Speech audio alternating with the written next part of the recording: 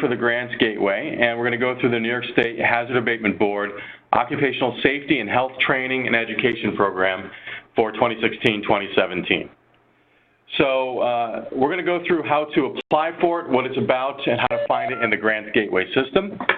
So the New York State Hazard Abatement Board awards grants for programs that provide occupational safety and health training for public and private employers, labor organizations, educational institutions, nonprofit organizations, and trade associations.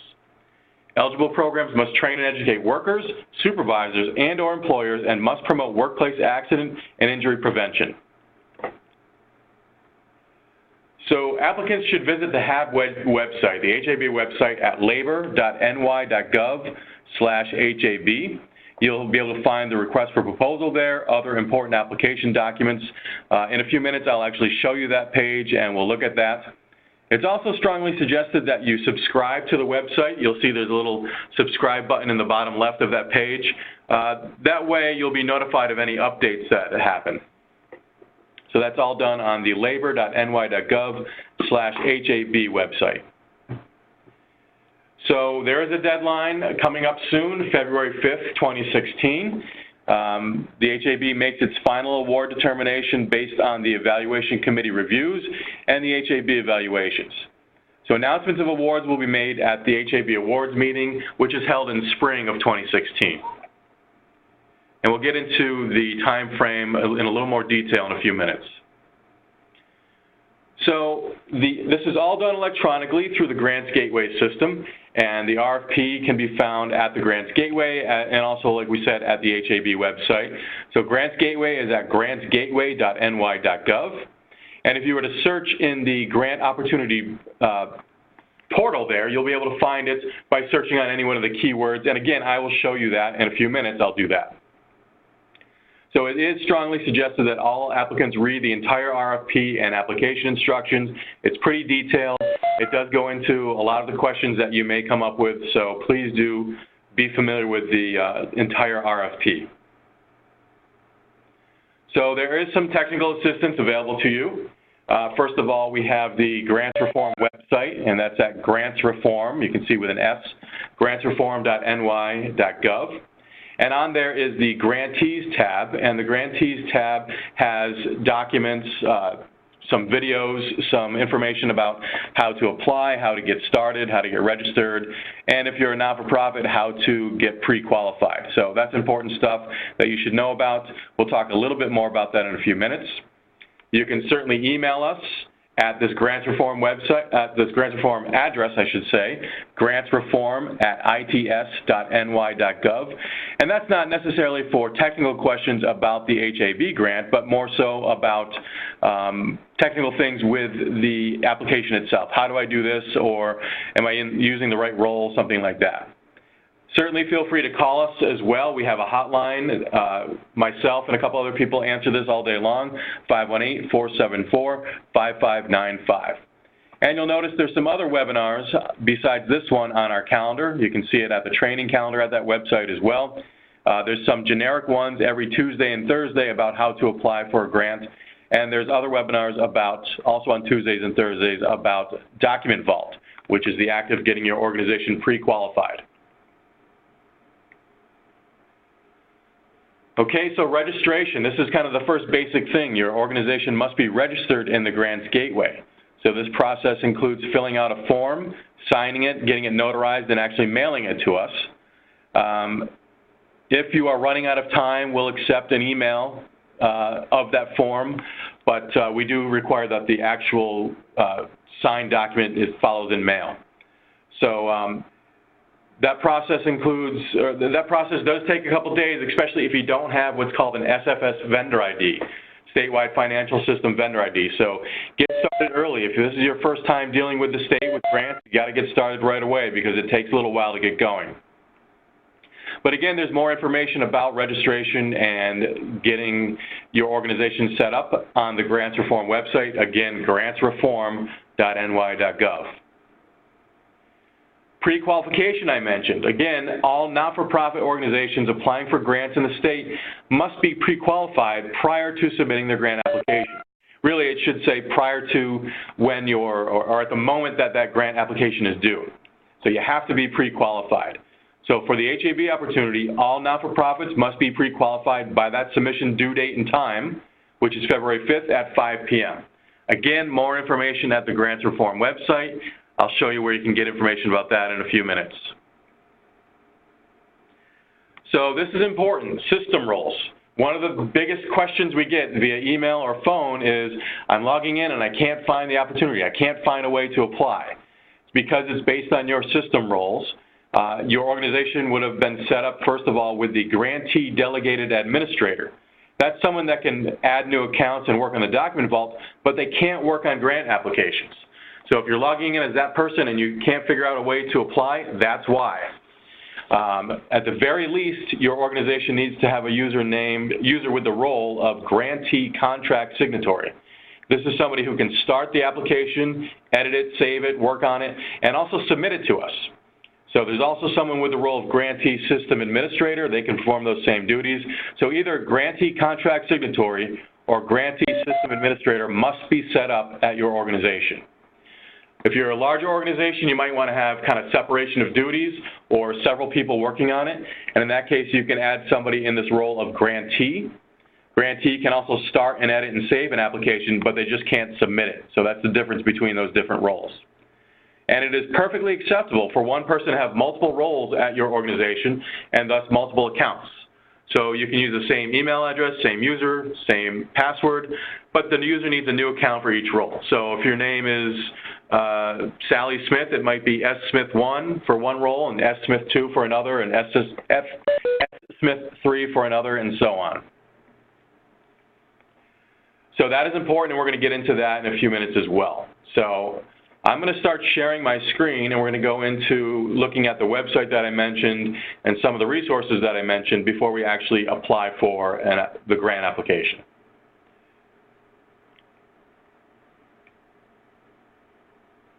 Okay, so I've shared my screen, and right now I'm at the HAB website. So again, it's labor.ny.gov/HAB. You can see here there's a quick note about pre-qualification, about when the application is due and when pre-qualification is due. Again, 5 p.m. on February 5th. There is some information here, links to the Grants Reform website about it. And there's also a link here to the news section. If you were to click on news, this is where we'll get more information about the opportunity. And that button I talked about before, subscribing, is right here. If you click subscribe, you'll be able to get email alerts whenever something changes about this. So if I click on news here,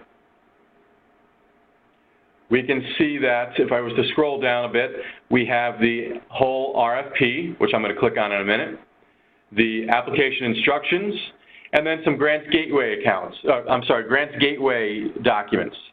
The vendor's quick start guide, which will get you through a lot of different things you can do in the Grants Gateway, and then how to create users in the Grants Gateway.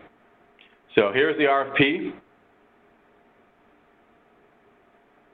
And you can see it's a 29-page PDF document. Again, I'm not going to go through the whole thing here, but you definitely should go through and read the whole thing and understand it all. It talks about the reasoning behind the opportunity and what's going on with it and how to apply for it. So again, that is the link here on the HAB News website. And then there's also instructions for the application. Again, another PDF. And if we were to scroll through here, again, it talks about the times, the due dates, and so on. It talks about the statuses you need to be in, and it talks about the roles. And one important thing it talks about here is remember to hit the save button frequently. And you'll see as I go through, in my test system, that's not that big of a deal, but you will want to hit save as you go through to not lose your work, because the system will time out after about 15 or 20 minutes. So again, please do read the entire RFP. Please do go through and read the entire contents here of the training document, the application instructions. So that's the labor.ny.gov/HAB website. And I'm going to go to the Grants Reform website. And as you can see here, that is grantsreform.ny.gov. The home page is just kind of an introduction to the Grants Reform project and what's going on with it. Talks about the master grant contract, which is the contract template that all agencies use. Talks about our move to multi-year contracting whenever possible, the Grants Gateway, which of course what we're dealing with, and pre-qualification. But the information for you that you're looking for would be found here on the Grantees and also on the Videos tab. So on the Grantees tab, we have kind of like a blog in the middle here that tells you of recent news with the Grants Gateway. And then we have the training calendar that I mentioned before. If we click on this, it's a Google Calendar. And you can see, once it loads, the different application webinars that we have going on. There's also the registration form here. If you haven't yet registered your organization, that's where you have to start. The quick start guide for applications, the grantee user guide, which will go into details here about how to work in the system.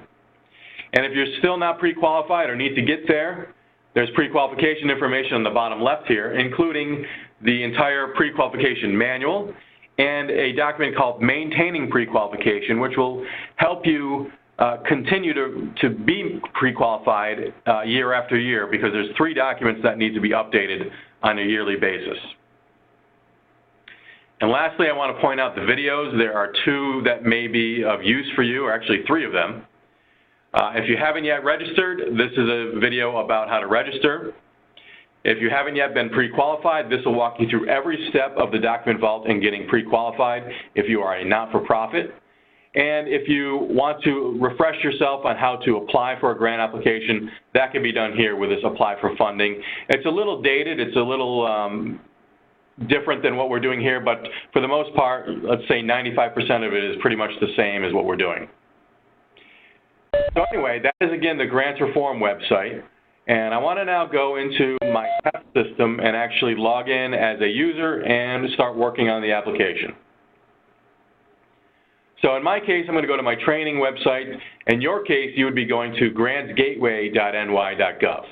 Again, I am in the train website, but you would be going to grantsgateway.ny.gov. So I know my username, and what I'm going to do here is log in as 2 different users as we go through. One is the grantee, that again, this person can apply for a grant, or can start an application, but can't submit it.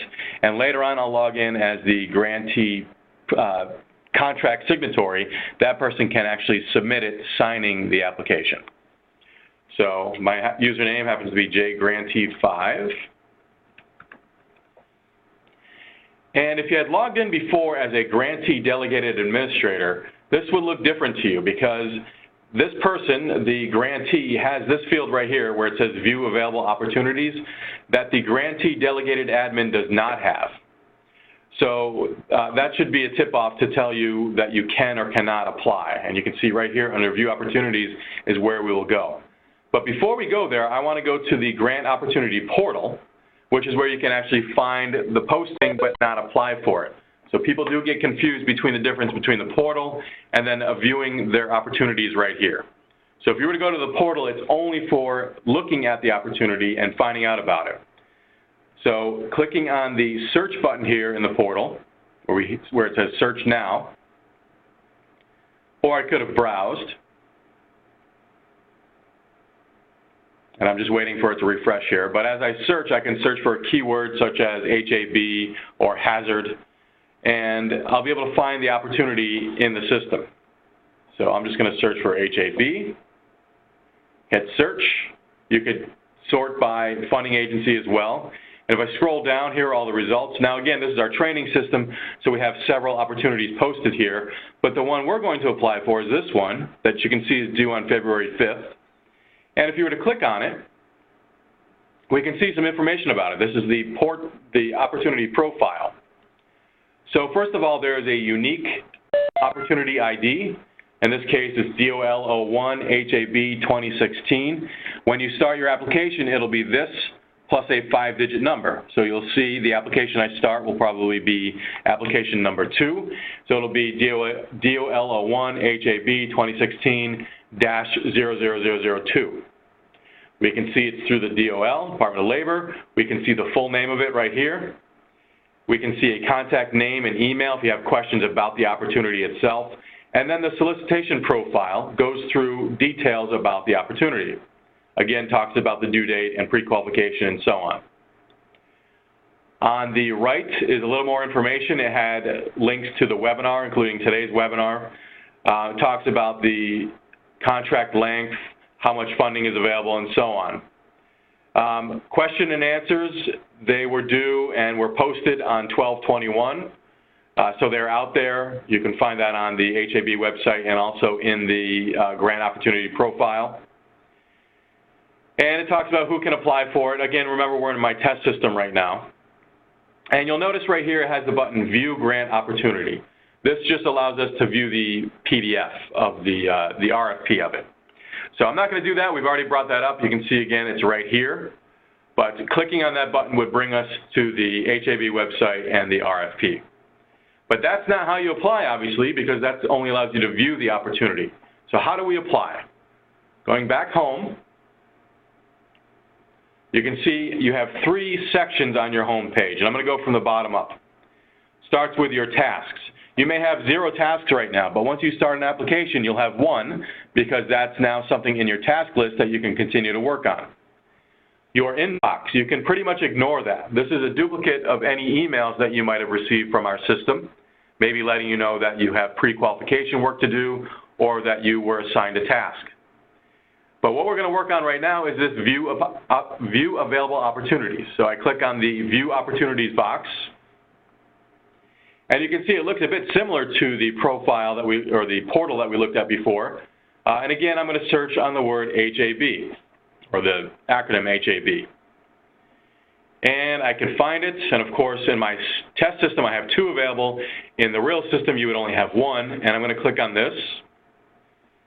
You can see it looks the same as what we saw before. However, right here, apply for grant opportunity. We have the ability to actually apply for it here. And this is the wrong one. You click on this one. This is the right one. So again, the important distinction, let me just do that one more time. Do not go to the grant opportunity portal thinking that you can apply for it from there. You have to be logged in as the right type of user, grantee or grantee contract signatory. You have to click on View Opportunities, search for it, then click on it, and you'll notice we have the Apply for Grant Opportunity button right here. And in my case, because it's a test system, you can see I have 1 application already started. It's going to give me a warning about that, but that's okay. I will ignore that. So we click on Apply for Grant Opportunity. There's that warning saying, hey, you already have an application started. That's probably not going to happen to you. I'll click on OK. And I've now started an application. So you can see I am application number 8 here, actually. So it's DOL01 HAB 2016, application number 8. And you'll notice, I'll go through some of the buttons here in the Grants Gateway. So from the top, we have kind of search buttons. We can get home, we can go through the portal, we can search for applications, contracts, progress reports, or tasks that may be in, that my organization may have. Right now, let's pretend you have none of those. This black bar here is some resources for us. We have training materials linked to some videos and manuals that we talked about earlier. Organization, this is my organization here, and I'm not going to click it just yet. Profile, this is your personal profile if you need to change your password or your phone number or something like that. And of course, log out will log you out. The blue bar we can call maybe the action button, the action bar, and you'll see some buttons on here as we go through, and including the save button, which we'll need as we go through. And then you can see we have these green buttons here, and this is kind of where we do all of our work in the application. So we are on the application main page here, which is what clicking on this menu button would bring us back to. But all of our work is going to be done here in the Forms menu. There's also this Status Changes button, which will allow us to submit the application when we're ready. The Management Tools button will allow us to add people to this application if we'd like. This will just let them have it as a task. I'll show you that in a few minutes. And then progress reports and related documents are unrelated to application. That's something you would deal with later on in the contract phases. So we're going to go through the Forms menu. Now notice you can hover over it and select any of these items in here, but you may want to instead just click on the Forms menu, which will show the whole thing in front of you here. So forms menu is separated into several sections. First of all is contract documents. This is just example documents or documents that will make up your contract if you were awarded one. It always starts with the State of New York Master Grant Contract. This is just a blank example, so don't think you have to fill it out or do anything with it.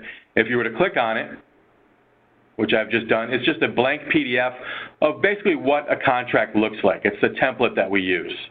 So you don't have to do anything with it. You just have to know that it's there, and that's what a contract would look like if you were awarded one. Every grant opportunity has program-specific terms and conditions specific to the program and or the state agency. So if you were to get awarded a contract, this would be part of it as well. I would strongly suggest to click on that, read it, and understand that as well. I don't know if in my test system if this is a real document or not, but that's what it is. It would be the PDF. Same thing here, attachment MWBE, Part 3, Attachment D, and Appendix E. Please do refer to these in your application. Make sure you understand kind of what you're signing up for. The next section is application information. Later on, we'll be able to print this out or review it. If you want to have the RFP, again, another version of it or another link to it is right here. Application instructions, I talked about those instructions before. Here they are right here, but you can also find them in the forms menu. And application versions, once we submit our application, we will be able to see it in kind of a nice, easy-to-read PDF, and that will be found right here. So where we start our work is right here in the next section, program information. So we're going to fill out this section. We're going to fill out our budget. We will go down to the work plan, pre-submission uploads, and then we'll talk about the grantee document folder. So let's start with the project site addresses. So this is the required fields here. It starts off with the name or description of your location, basically. So let's say we'll call this Jeff's Building 1. And no, this is not a statewide project. This is actually at 123 Main Street, Albany County. And you can see here there's this regional council. You don't have to select anything here, but if you did, what this is about is the governor's regional economic councils. So if you wanted to, you could select the geographic region you're in or just leave it blank or click NA. And the agency-specific region, this is not something that's required for us, so we can leave it blank. Now, remember I talked about this kind of action bar on the top, the blue bar. You can see it says Save Now, and it kind of follows me as I scroll through here. Some browsers, it doesn't do that. I don't think it does in Chrome or Firefox, but you can see in Internet Explorer, it follows me as I scroll down. So I've entered this information, and I want to hit Save. And I've saved this page, and I get a green light that says this information has been saved. So I've put in my address for Building 1. So what if I'm doing this project for 2 different buildings or 2 different facilities? So I'm going to put in a second facility here, and I can click on this Add button to do that. So when we hit Save, we now got a couple extra buttons, Add and Delete. Add note, you can basically ignore that for now, and then check global errors you might want to look at later to see if there's anything required that you've missed. So I'll click on Add to add myself a second facility.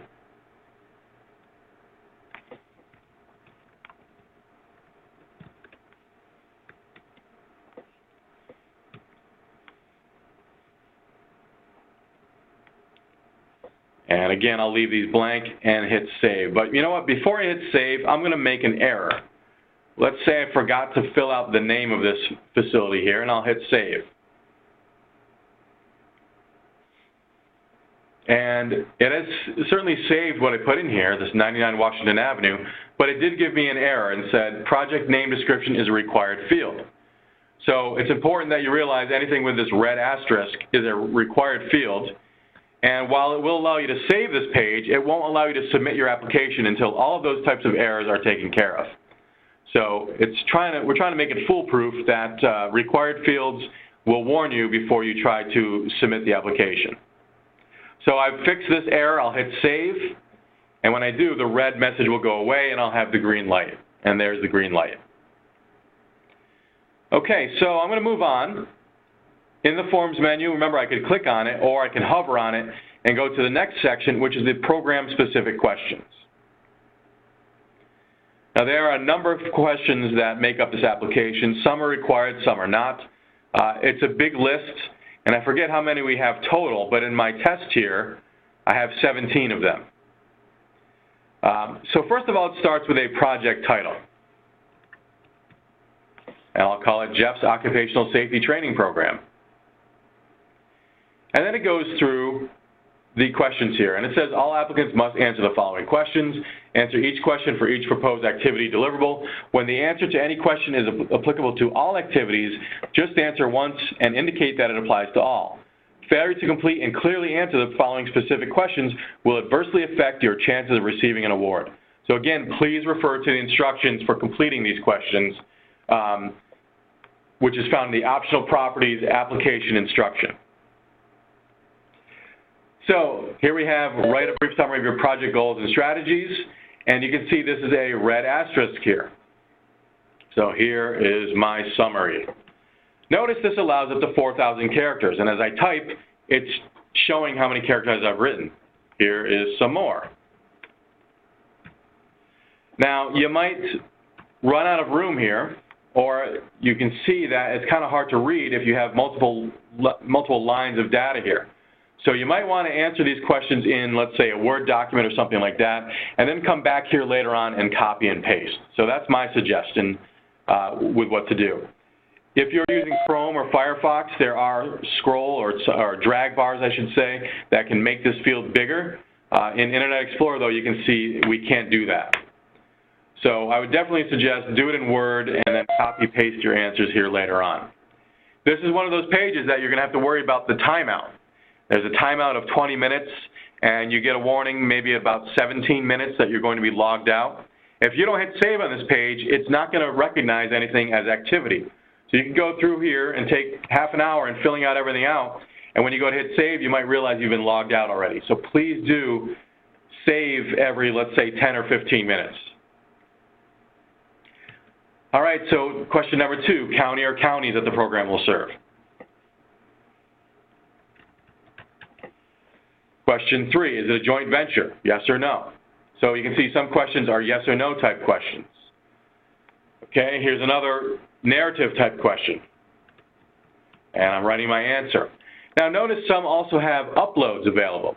If I want to make an attachment here with my answer, I can click on Browse and go find a document to attach. I'm just going to find a sample PDF that I use in my applications here. And once I hit save, this will be attached to my application. We'll go back and look at that for number 4. So let's hit save now and see what happens. You'll notice I answered, of course, only 4 of those 17 questions. And it gives me the error that I missed 5 through 17. But the good thing is that it has saved these responses, and it has saved this attachment I made here. If I want to see this attachment, you can see View File right here. I can click on it, and you'll see this PDF right here that I just attached. So let's say we log out and go home for the day.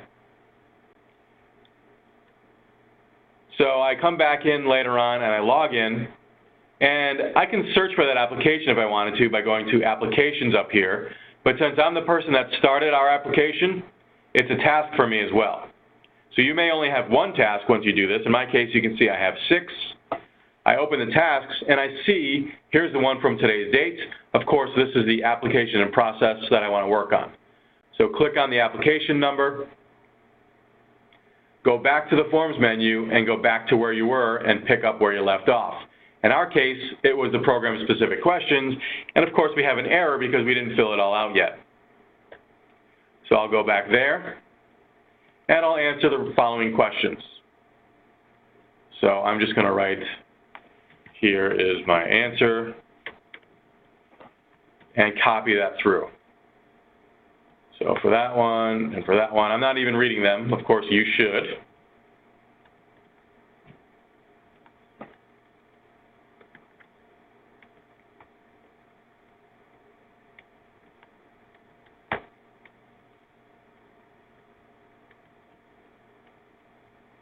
All right, and I've gone through and I've answered all the questions, and of course I need to hit save right now. All right, so I've saved it. My errors have gone because I've filled out every required question here. And later on I'll come back and review my answers. So let's go back to the Forms menu. And we can see that I started this at 11:06 and I came back and edited it and saved it again at 11:08. Next is our budget. And I have a sample budget on a spreadsheet that I'm going to use. So I'll just be copying and pasting from that. You may have something similar, or you may have some worksheet that you want to work from, but it's going to be filling out these different sections here. So you can see we go through personal services, we have salary and fringe, and then there's options for contractual, travel, equipment, space property that you rent, space property that you own, utilities, operating expenses, and then other. And then there's an expenditure summary that rolls it all up at the end. So I'm going to go find my cheat sheet here.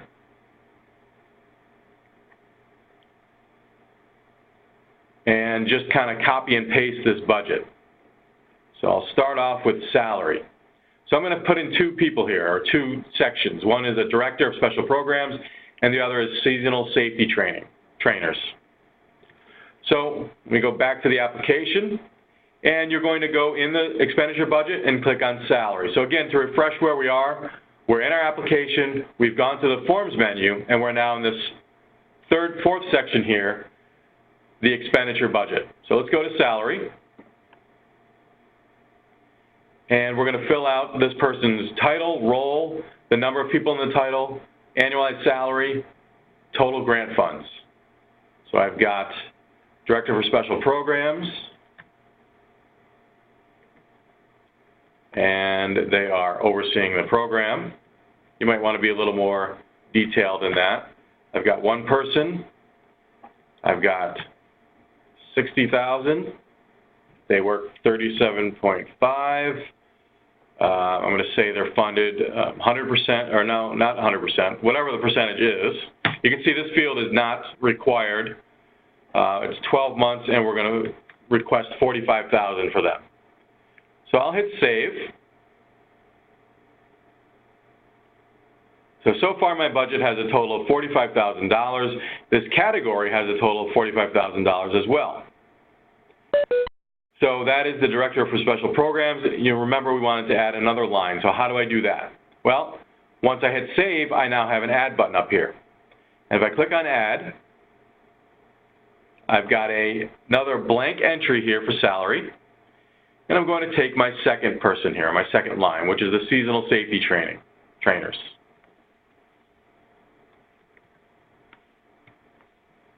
Okay, I have 4 of them. They're part-time at 20,000. And we have 20 hours, 5 months, $20,000. So I have 20 hours, 5 months, $20,000. So watch what happens here. Once I hit save, my category is going to be 45 plus 20. And of course, this line is just going to be the 20,000. So I hit save. And my category is now, like I said, 25 or 20 plus 45. And I've just entered in 20 on this line. So a couple things here. Number one, we can click on add and add yet a third and a fourth and so on. But we can also see what we've entered here by going through this toggle. And we could have done this on the address field as well when we filled out 2 addresses. But once you do more than one item, there's a drop down to toggle between them. So if I want to go back to the director and maybe make a quick change, maybe I want to just be a little more descriptive here and hit save. You can do that editing these fields by just toggling through and going to the one you want. The other thing I wanted to point out here is this category total summary. And that'll show you an Excel spreadsheet. If I click on this button here, it'll pop up asking me if I want to open the spreadsheet. I say yes. And it shows me the fields that I've entered in this category. I'm going to zoom in just a little so maybe you can see a little better. So there's my 2 lines, their role responsibility, the number and title, salary, and of course the grant funds. And maybe I'll expand this a little bit. So you might want to just use this to double check your work. Did I fill out all the ones that I needed? Maybe you've got a list of 15 things that you need to put in there. Did I fill everything out? Do my numbers add up? If I go here and sum this, does it add up to the expected number that I expected to see here? So that's the idea behind this category total summary here on any page in the budget. All right, so I've done salary. I'm going to move on and go back to the forms menu. And notice there, though, there is also the narrative for each section. So narrative would never end up on a contract if you were awarded a contract, but it might be something you need to do in your application. And what it says here is provide an explanation of any exceptions in staffing patterns and or salary costs. So you can see if I go to my cheat sheet here, I did have some narratives. And maybe I wanted to explain this a little better. So I'll take this narrative here, and I'll just copy and paste it in here. So this will be part of the application, and when the reviewers are looking at my application, they will take whatever I've written here into account. All right, so that's salary. I'm going to go back to the forms menu and go to the next section, which is fringe. And I have some in my cheat sheet for that as well. I'll go over here to fringe, and I'll take this, and it's going to be 2281, and I'll hit save.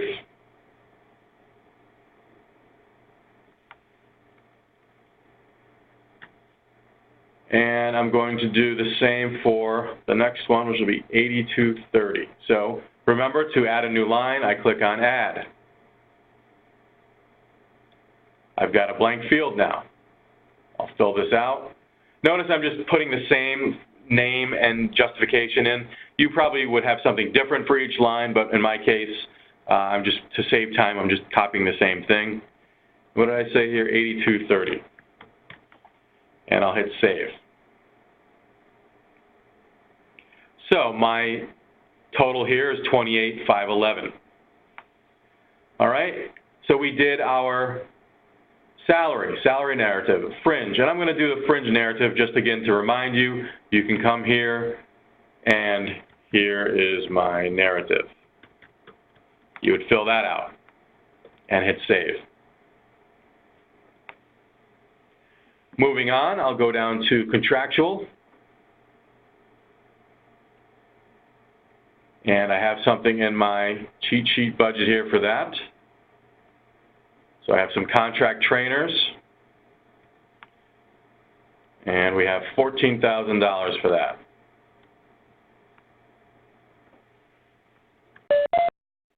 And I hit save. And you might be wondering, once I hit save, let me show you something.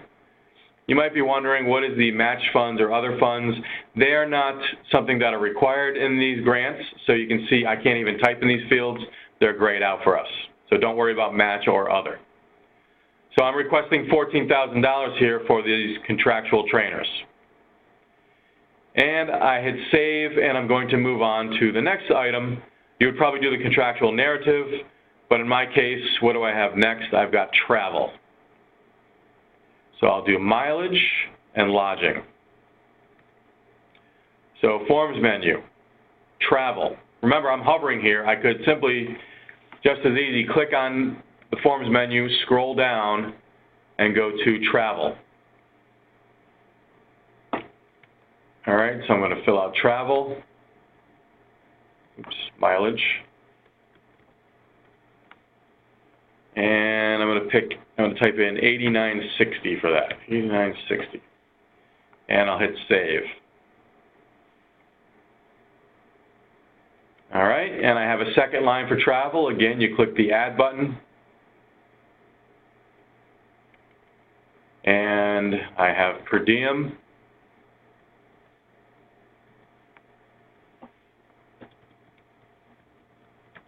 And I'm going to put in 1,400 for this.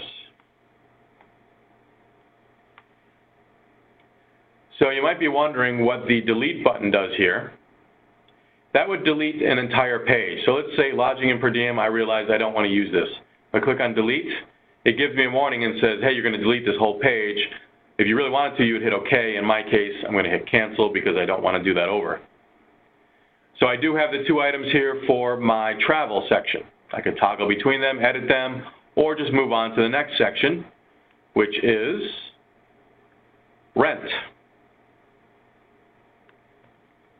So I'm going to go to Forms menu, and I'm going to go to, I'm skipping equipment, I'm going to go to Space Property Rent.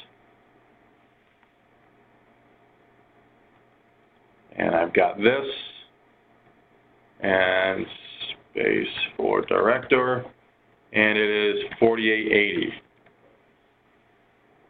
And I'll hit save. Okay. Let's see what else I have. I have some operating costs, telephones, postage, printing, supplies. So we'll go here, back to our Forms menu, go to operating expenses, and we'll say telephones.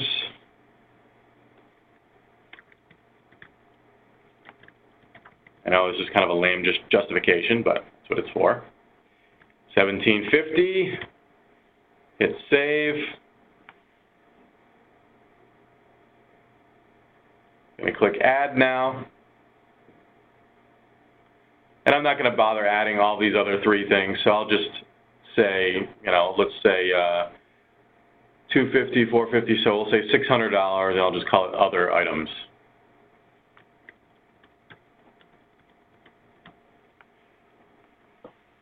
When I say 650 or 600, no, 7. Doesn't really matter if I get the numbers right. And I'll hit save. So you probably would have had other items. Again, you just keep clicking the add button. All right, so I've gone through operating expenses. And in my sample budget here, I've got other as well. So training, testing, and hearing protection. So I go to the Forms menu. I go to other expenses detail. And we'll say training materials.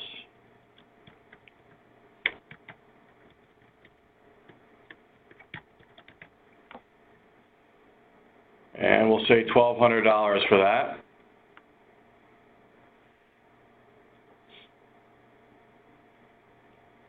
And I'll just add one more. Click on add. And we'll add hearing protection for $200.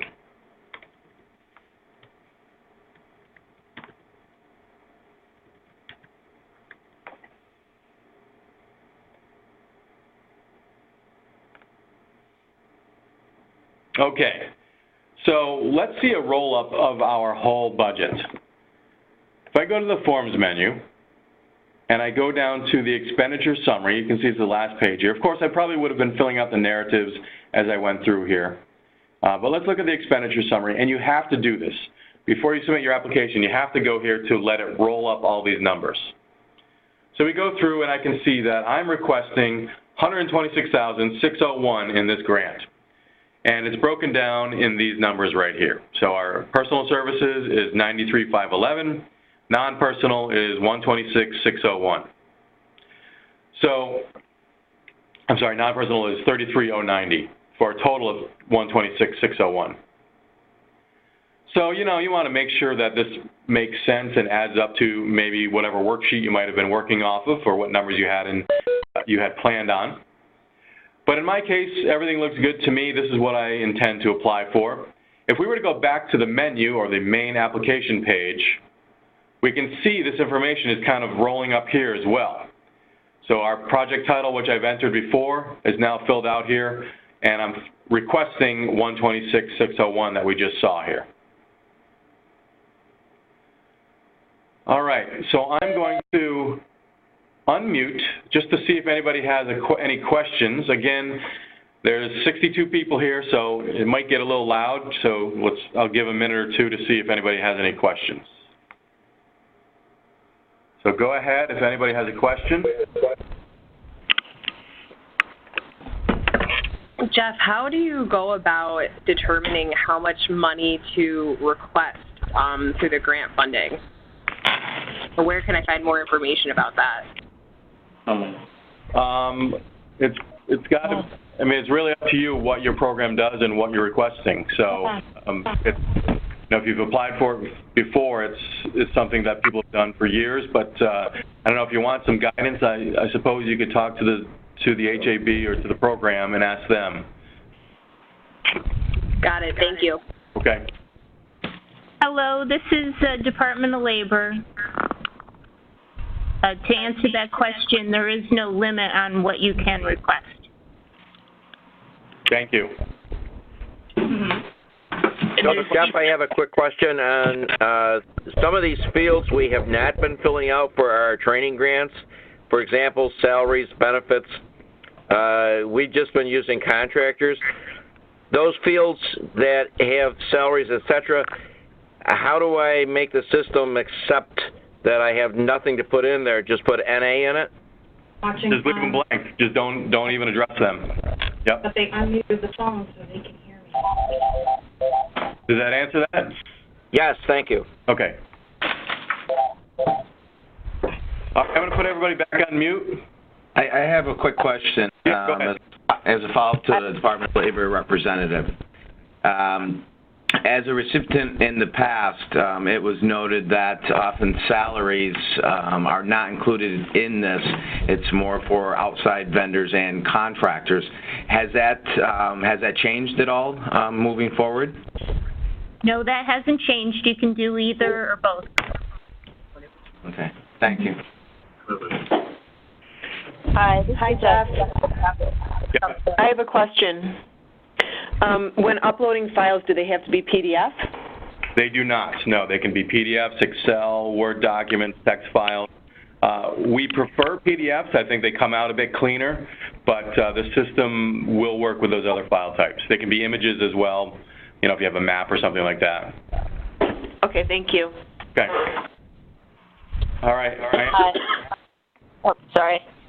This is Jennifer Sauter. I have a quick question when going through the going to home before you get to the application, where we are in as grantee delegated administrator, but it only shows my inbox and my tasks. It doesn't show view these opportunities. Yep. That was the important thing that I pointed out, that you have to be not a grantee delegated admin, but a grantee or grantee contract signatory in order to do that. So that's the distinction. The grantee delegated admin cannot start an application. No. Oh, I had it backwards. So that means we have to go back to the registration, or we can add? No, you know what, when we're done, I'll show how to add users to your organization. Yep. Okay, thank you. All right, I'm going on mute again. Everybody else is muted. So let's get moving, and we're going to go to the next part, which is our work plan. So back to the forms menu. I could hover. Actually, I can't hover because it's in a different section. So I click on forms menu.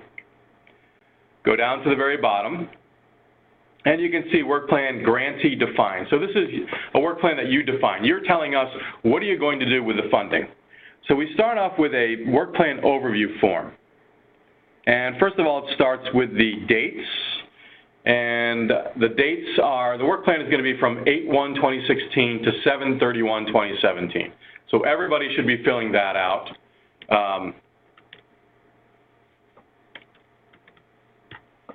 So it is a one-year plan starting on 8/1. And then there's two fields here, project summary, organizational capacity. You can see summary is a pretty big field. It allows up to 50,000 characters. Again, write it in Word, make sure everything looks good, and then copy and paste it into here. So I'm going to copy from a little cheat sheet I have here, and this is my project summary. So I'm going to improve safety in the agricultural workplace by providing 4,488 units of training and education to migrant and seasonal farm workers. I've got some goals, some objectives, and some other information here. So I'm going to go and first copy this project summary. So I'll put my project summary right here. And then my organizational capacity, as you can see, it says describe the staffing, qualifications, and ongoing staff development and training activities and relevant experience of the provider organization to support the project. What makes your organization capable of actually doing this project?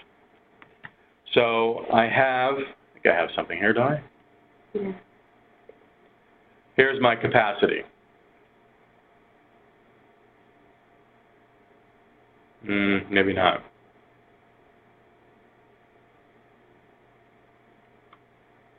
Well, whatever you had, here is my organizational. You would fill it out here. So explain why your organization is capable of doing what you propose. All right, so I filled that out, but now what's left in the work plan, if we go to the forms menu, is objectives, tasks, and performance measures. So an objective is kind of the high-level goal. Each objective can have, so there can be one or many objectives. Each objective can have one or many tasks. So these are the things you want to accomplish within that objective. And each task can have one or many performance measures. How do we measure that we've done it? Number of people trained, number of hours, number of attendees, something like that. So you don't have to provide numbers, but it's nice to have something measurable. So we'll start with an objective name. I'm going to go to my cheat sheet here. And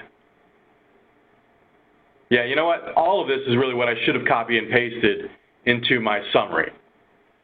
But it's okay. This is just a sample anyway.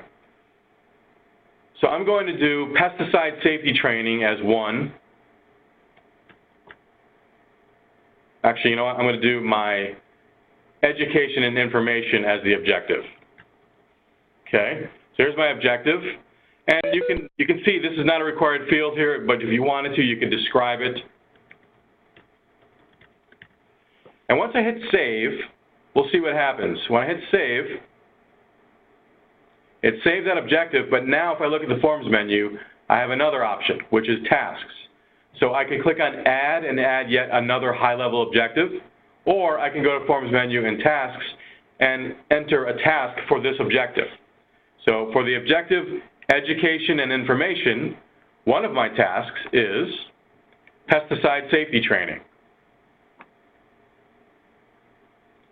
And again, a not required description here, but if you want to describe it, and hit save. And once I hit save, I can either add yet a second task to that first objective, or I can go to my forms menu and add a performance measure for that task. So again, we have to have at least one objective, one task, one performance measure. So let's go to the performance measure.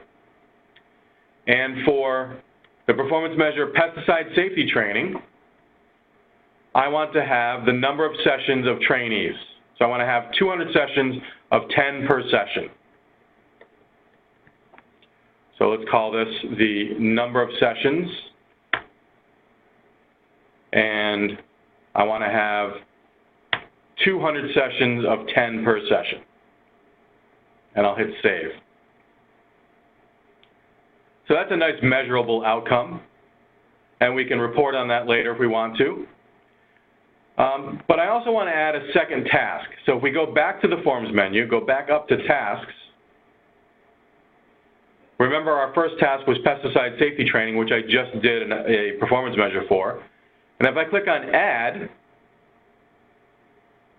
I've now got a blank task, and this one will be the hearing loss prevention task.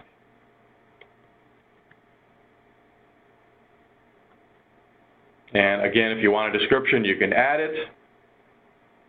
And what about performance measures for this task? So I go to performance measure, and I say number of sessions and trainees. And in this case, I want half-hour sessions for 10 trainees, 100 sessions. Maybe I explain that a little better. 100 sessions, at least 10 trainees each, 1/2 hour duration each, something like that, and hit save. So if I go back to the Forms menu to Tasks,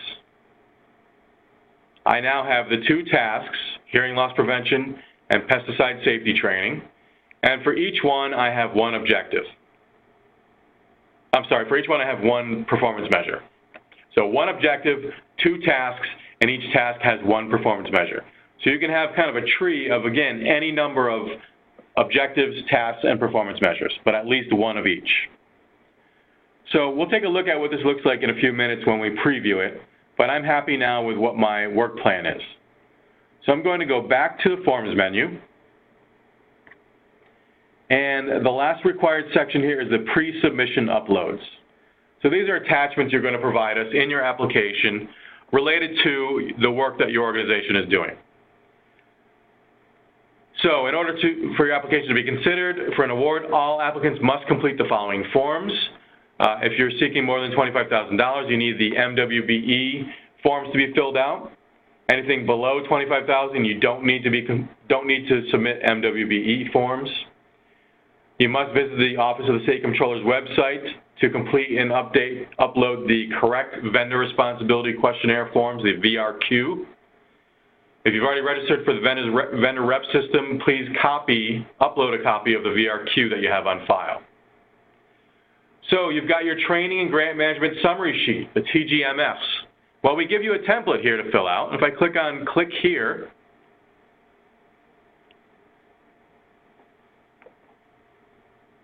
I can open this template, and you can see it is it's opening up here, a spreadsheet, and you would fill this out. This probably looks familiar to those of you that have gone through this before. Topics, sessions, hours, so on. So fill this out. You can see there's instructions on the second tab here. And fill it out, and I'm going to just save it. Let's do a file save as. And I'll save it to my desktop.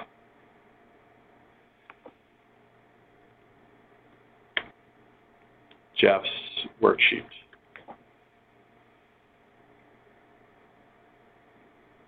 So I've saved it, and I want to attach that to my application. So I filled it out.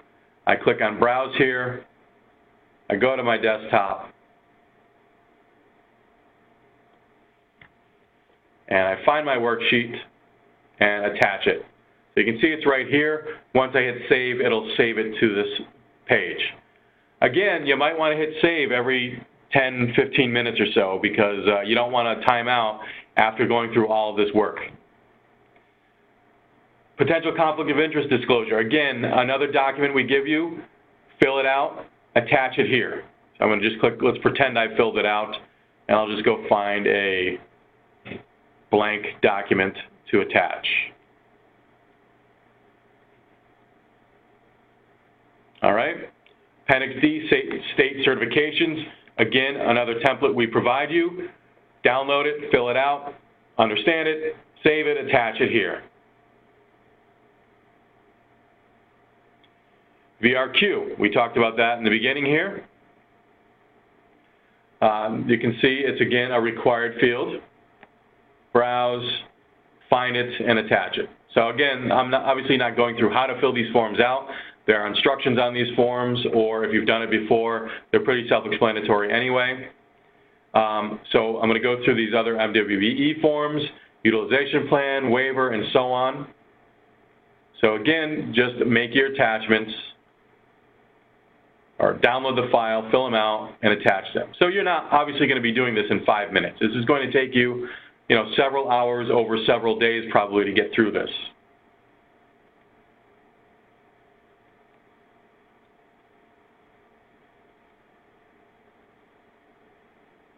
Your equal opportunity staffing plan, compliance report, resumes, letters of support if you have any, and then this is just some documents for you. This is the vendor's quick start guide. We mentioned that earlier in the RFP. We mentioned it in the when we reviewed the opportunity. Just a document here that, again, if you want another way of accessing that. So you don't have to attach anything here, of course. This is just for your information. And then if you've received HAB funding before, upload an inventory list of any equipment previously purchased with HAB funds. So if you had it, you'd hit browse, you'd go find it, maybe it's a spreadsheet or a PDF, and you would attach it here. So in your case, you probably would have been hitting save every few minutes going along. In my case, since I just put a whole bunch of bogus documents here, I didn't hit save yet, but I'll do it now. If you're attaching a whole bunch of files, it might take a little while. So that's why it is important to save maybe after every one or two things you attach. There are a couple limitations here. We talked about the file types, but also file size. The system won't allow anything over 10 megabytes for individual files, so make sure that you're not exceeding that limit on any individual upload. All right, so I've gone through here and I've saved it, and of course if I missed something I would have had an error up here, but in my case there's no error. So I'm going to move on to the last part, which is back to the Forms menu to the bottom, the grantee document folder. This is not required, but if there's anything additional that you need to attach, any other document that didn't fall into the other categories, and you want to attach it, here's the place to do it. You just give it a name. Here is the name. Maybe some comments if you want. And of course, the document itself. Browse and find it. So I'll hit save, and this will end up in my application as well. All right, so I've gone through my Forms menu and I've filled it out and I think I'm done. And maybe you've got other people at your organization that you want to have them look at it, or maybe, like in my case, you're not allowed to submit it. You need to have somebody else, director or somebody, sign off on it. So we're going to add another user to this application and let them sign off on it and review it. But if I want to review it myself, I could simply go through all the pages we just talked about, or I can click on this Print Application button here. So this will open up in a new tab, again from the main Forms menu, Print Application right here. It opens this up in a new tab, asks me if I want to print it, but I'll hit Cancel. And it's just basically a linear layout of everything we just did. Starts with our addresses. Remember, I had Building 1 and then my training facility. And I answered all of my questions. Anything that had an attachment, it tells me that there is an attachment. Unfortunately, in this version, you can't actually see the attachment. You'd have to go back, look at your answers, and double check that attachment. And I do strongly suggest that. You don't want to get into the point where your application was denied or rejected because you attached a picture of your cat instead of, the actual document we required. So please double check your attachments, where again, that's done this way, just to show you again. I go back here, I'll go to my program specific questions. I'll go find someplace where I made an attachment, number 4, and I would click on View File to double check that. But back to our preview, I'm looking at all the answers I filled out. I'm looking at my salary, everything else in my budget here, going through the narratives and so on. So again, this is everything we filled out here. Here, coming up, is our summary. There's our summary. There's that 126,601 that we're applying for. And then our work plan, there's our objective. We only have one. Our tasks and our performance measures. And it does tell us that we do have attachments here. Again, we can't look at the attachments that we added, but we know that we did add something. To look at them, go back to your document or back to your Forms menu, go back to the pre-submission uploads on the very bottom here, and click on View File for everything that you've saved. If you want to make sure that, yep, this is indeed the Appendix D and not something else, I strongly suggest you do that for each one. All right, but I feel like I'm done, everything looks good, and I'm ready to submit it. But again, I'm not in the role of someone that can submit it. So I'm going to add my grantee contract signatory to this. Now, you don't have to do this. The person can simply search for the application if they want to, but I'm going to make it a little easier for him or her and go here to Management Tools and Add Edit People. And I can see this person, Jeff G. Consig, he's the guy that I want to sign off on it. So I'm going to check his name and I'll hit Save. Now, not only do I have this as a task, if I go back home,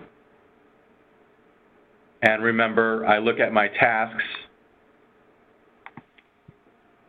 I have the application that we've just started here, still application in process. I have it as a task. I can come back any other day before 2/5 and work on it.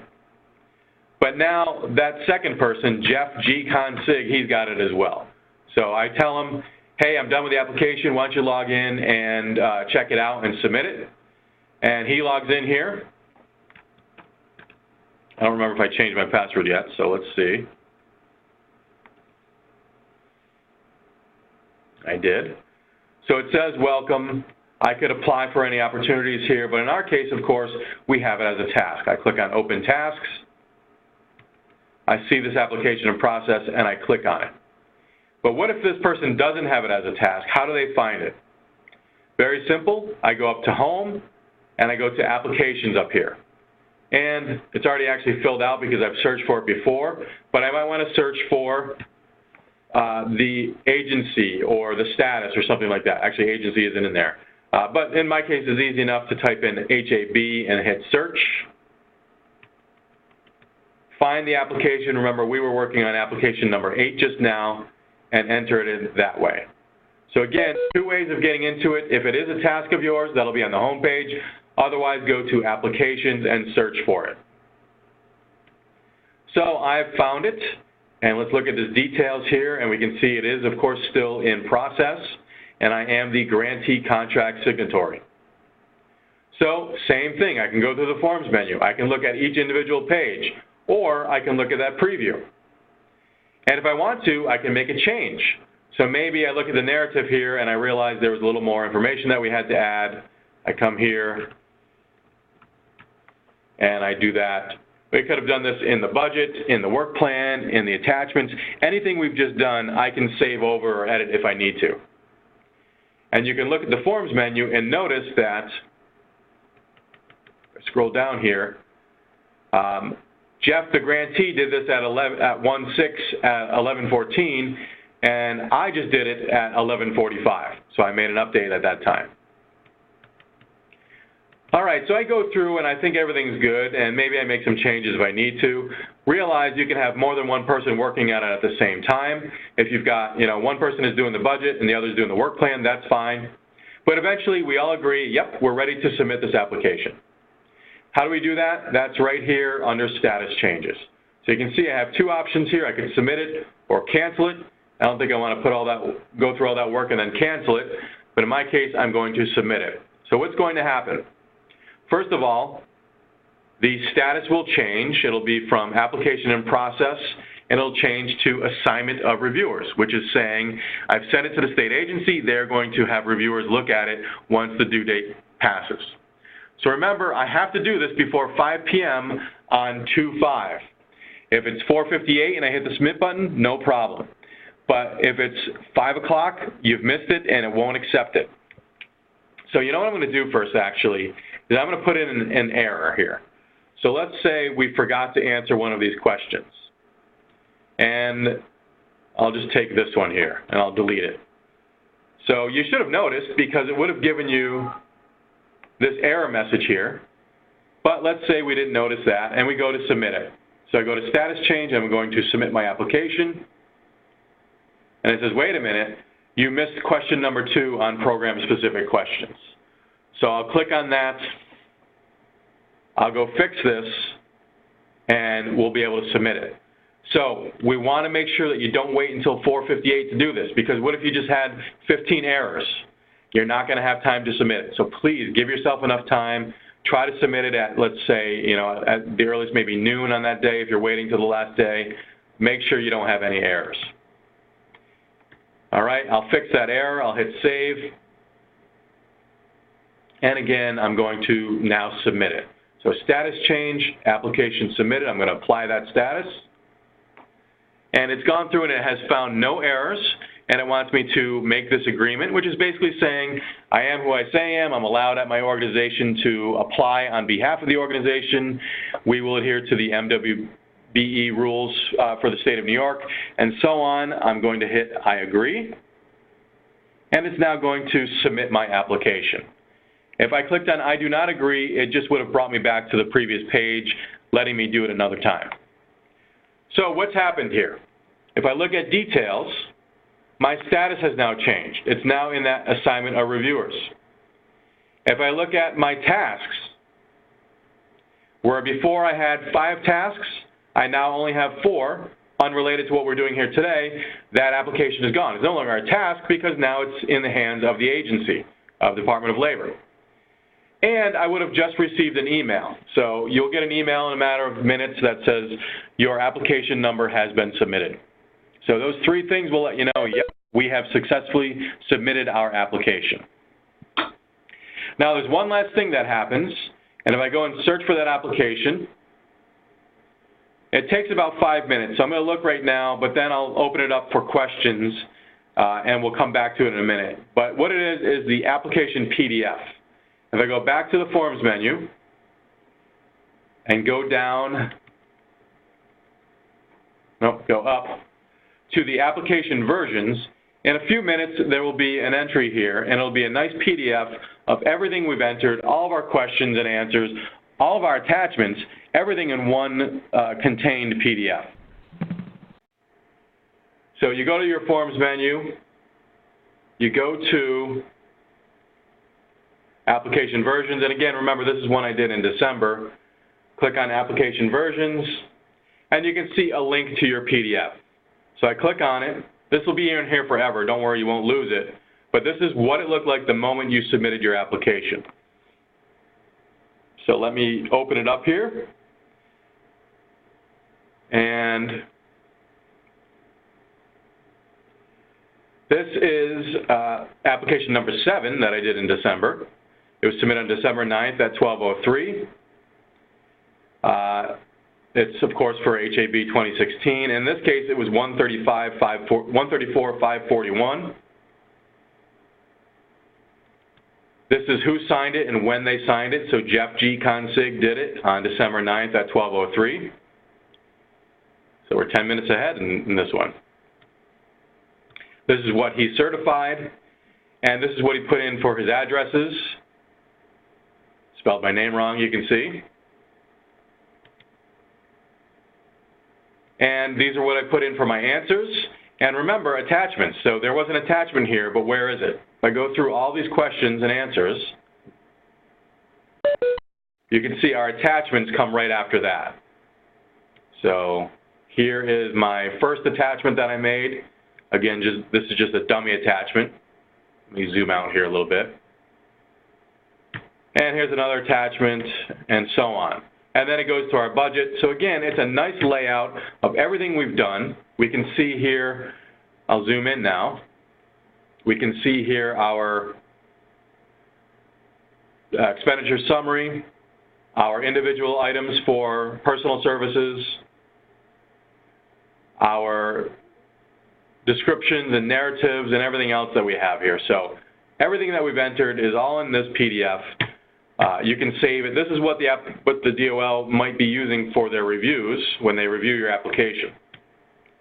And as we go through here, here's our work plan. And I want to show you what a work plan looks like. Now, this might not be exactly what we just did. I think it probably is.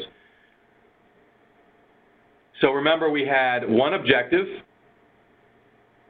2 tasks. So here's task 1 and task 2.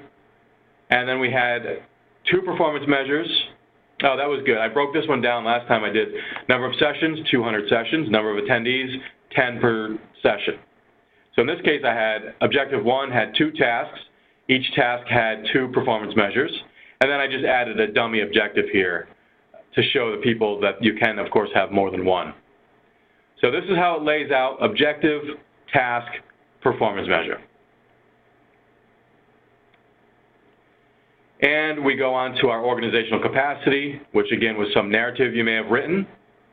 and any attachments. So if I scroll down here, there's the training and grant management summary. You can see how the PDF looks in the system. Other attachments I've made through the system. So this is everything we've done in our entire application, all in one PDF. All right, so I'm going to, let's just double check and make sure that the one that we did for application number 8 actually went through. So again, you go to the Forms menu, you go to Application Version, still not there yet, but it did have a lot of attachments, so it would appear, like I said, usually within 5 minutes or so, but maybe 10 or 15.